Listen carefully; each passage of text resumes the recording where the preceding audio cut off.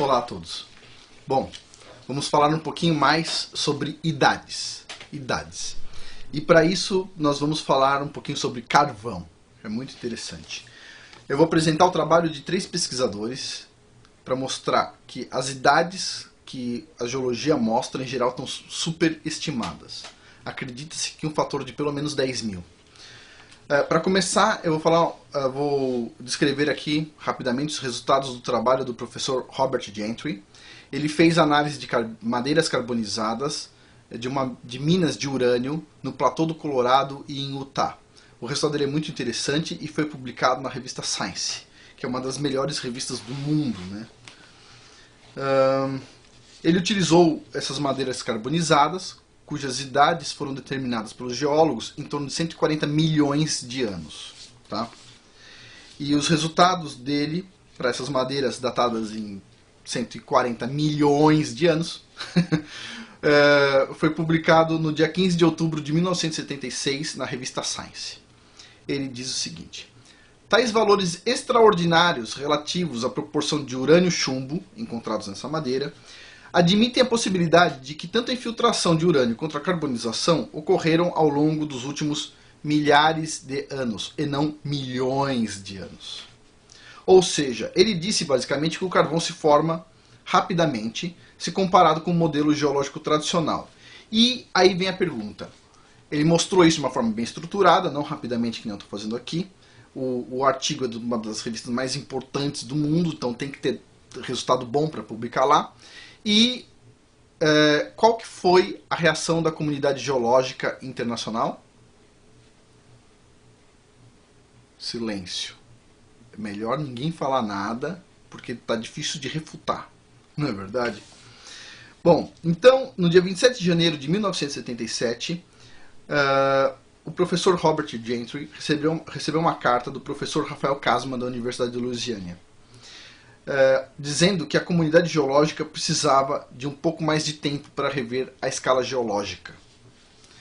Bom, meses depois, já que tinha um silêncio na comunidade científica, o professor Rafael Kasman preparou um simpósio chamado Já Era Tempo, 4,5 bilhões de anos, com uma interrogação enorme no final. Os resultados do simpósio foram publicados no exemplar de setembro de 1978, na revista GeoTimes.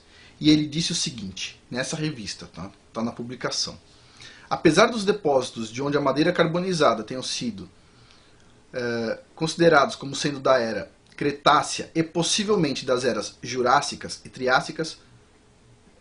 Triássica, a proporção entre urânio 238 e chumbo 206 deveria ser baixa. Ao invés disso, foram encontrados halos com proporções de urânio-chumbo que variavam de 2.200 a 64.000. Se as proporções de isótopos forem usadas como base para o estabelecimento da idade geológica, então as idades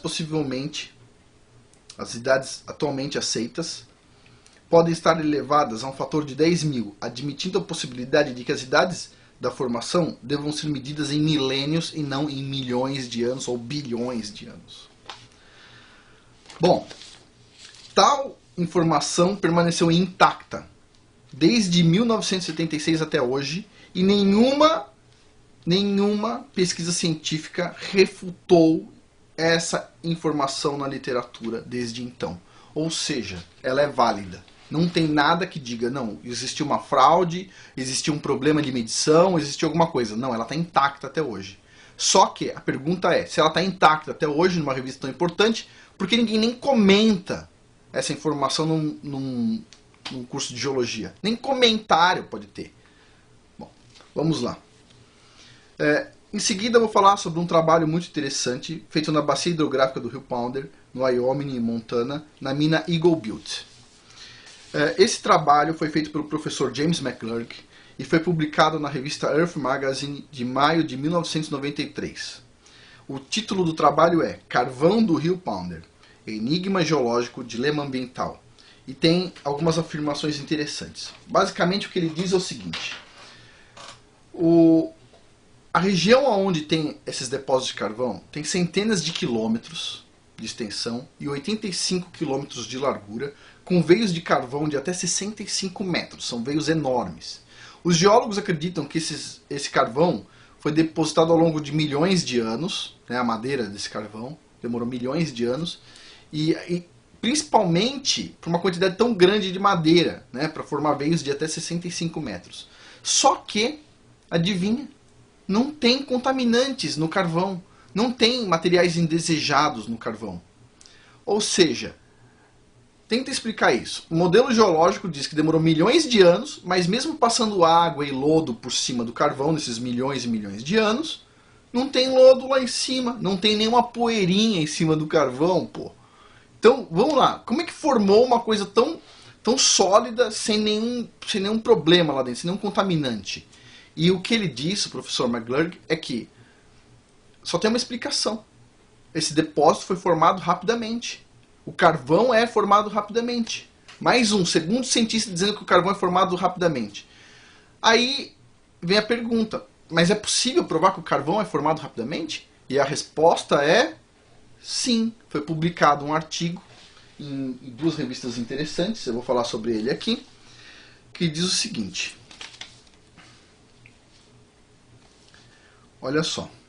O artigo foi publicado na revista Chemical Engineering News, no dia 21 de novembro de 1983, e mostra como a equipe do laboratório Argonne criaram um carvão sintético em 8 meses. Esse resultado foi replicado na revista Nature, de 28 de março de 1985, na página 316, para as pessoas que ficam reclamando que eu não ponho referência.